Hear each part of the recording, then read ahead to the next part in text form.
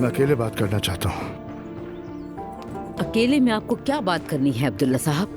सबके सामने कहें ताकि बच्चे भी सुने। मैं तलाक चाहता हूँ तुमसे, तलाक चाहता हूँ तुमसे।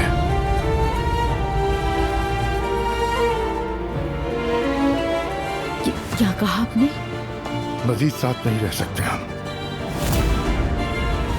मैं अलग से मोहब्बत करता हूँ।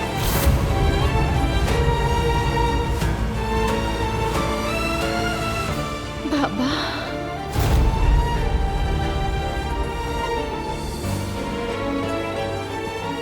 तुम कैसे अब मेरी बहू की खाला से मोहब्बत कर सकते हो? तुम अम्मी संभाले खुद को। पापा भी क्या कर रहे हैं? कैसे मोहब्बत कर सकते हो?